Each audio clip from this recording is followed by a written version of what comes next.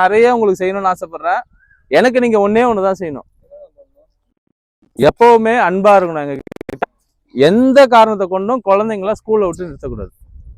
At least 12வது, முக்கியமா பொன் குழந்தைங்க, பசங்களை விட பொன் குழந்தைங்களோட கல்வி ரொம்ப ரொம்ப முக்கியம் நம்ம ஆளுங்களுக்கு. ஏன்னா அடுத்த தலைமுறை நம்ம தலை நிமிர்ந்து நடக்கணும்னா இந்த பொன் குழந்தைங்க படிப்புலதான் இருக்கு. பசங்க எப்படி வேணா காட்டு வேலைக்கே திரும்பி போயினே இருக்கலாம். ஆனா பொண்ணுங்க திரும்ப அடிப்படைக்கோ நம்மள மாதிரி திரும்ப திரும்ப இந்த மாதிரி வீடுகளையோ வாழ்ந்துட்டு தான் அவங்க படிச்சுதான் நம்மள அடுத்த கட்டத்துக்கு கொண்டு வரணும். சரியா? இங்க இருக்கிற ஒரு பொன் குழந்தைங்களுக்கும் ஒரு அம்மாவுமே தன்னோட பொண்ணை படிக்க வைக்கிறதுல மட்டுமே ஆர்வத்தை காமிங்க. கல்யாணம் 40 வயசுல கூட பண்ணிக்கலாம். ஒரு டைமுக்கு அப்புறம் கல்வி திரும்பி கிடைக்காது. சரியா? கல்வி மட்டும்தான் நம்மள அடுத்த கட்டத்துக்கும், கல்விக்காக மட்டும்தான் நாங்க இவ்வளவு செஞ்சுட்டு இருக்கோம். நான் உங்ககிட்ட சொல்றதுல ஒண்ணும் இல்லை.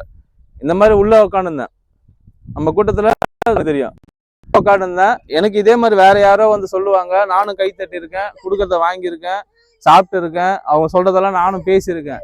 இது எல்லாமே பண்ணிட்டு கடைசியில ஒண்ணு படிச்சிருந்தா நம்மளும் இதெல்லாம் பண்ணலாம். நம்ம ஆளுங்களுக்குன்னு கஷ்டப்பட்டு படிச்சோம். திரும்பி நான் அங்க இருந்து வந்தேன், திரும்பி அவங்களுக்கு ஏதாவது செஞ்சு என்ன மாதிரி ஒருத்தர். சரியா? எனக்கு நான் வேலை செய்யற ஒரு ஊர்ல இருந்தும் என்ன மாதிரி ஒருத்தர், ஒரு பொண்ணோ பையனோ வெளியே வரணும். அவங்க இன்னும் ஒரு 10 கிராமத்துக்கு போய் உதவி செய்யணும்.